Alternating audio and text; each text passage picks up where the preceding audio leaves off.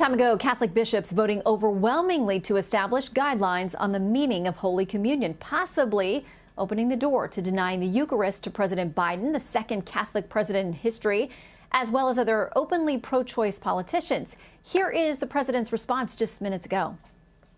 Are you concerned about the rift in the Catholic Church, and how do you feel personally about that?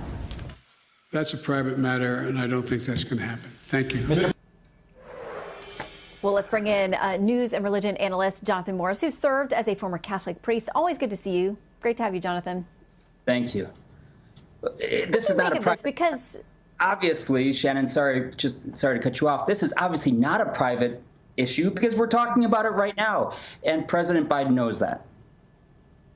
Yeah, in my understanding, and I'm not Catholic, but I have great respect for the differences in our denominations, but my understanding is that the canon law already requires priests to be very protective of the sacraments, of the Eucharist.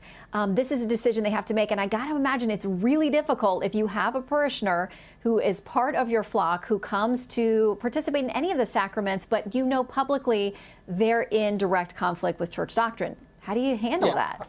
Exactly. And to set the stage, first of all, we have a president right now who on Sunday, and I laud him for this, I congratulate him for this, he goes very publicly to church wherever he is, more than many of us, right? And he comes out and he says, I believe. And when he receives communion, he's saying, amen. He says, I believe with the Catholic Church. But then on Monday morning, when he goes to the halls of Congress, or when he writes executive orders from his own desk, he says, I don't believe what the church teaches about a very fundamental, I would say the most fundamental teaching of the church, and that is respect for life at all stages. So it's very complicated. And I think you made a great point, Shannon. Doesn't the church already kind of say what is supposed to happen? Why do the bishops of the United States or any country have to say, well, how do we deal with this?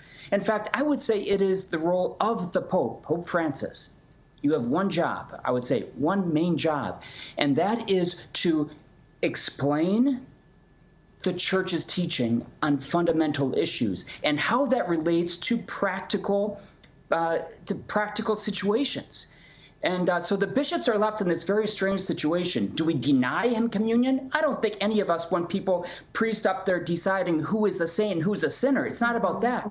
But President Biden, has said very clearly, I believe with the church on Sunday and on Monday, I do not believe what the church teaches about the respect for all life at all stages.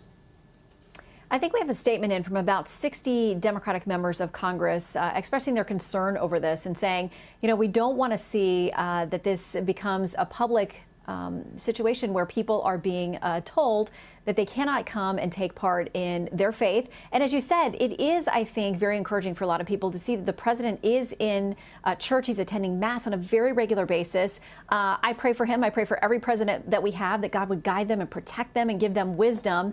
But there are those who are worried that some will be pushed away from the church if they see this treatment of the president and say, aren't we to be welcoming people in and bringing them in? What if they see this publicly as something that would make them not welcome? Your quick thought on that. I get it 100%. One of the bishops said we should write a letter instead that just says, welcome home, everyone. The question is, welcome home to what? What is it that you're being welcomed into? What do we believe? When you say amen, what are you saying amen to? That is the issue, and it's fundamental. Jonathan Morris, always good to see you, and thankful that we are all saved by grace. We are all sinners. Thank you, sir.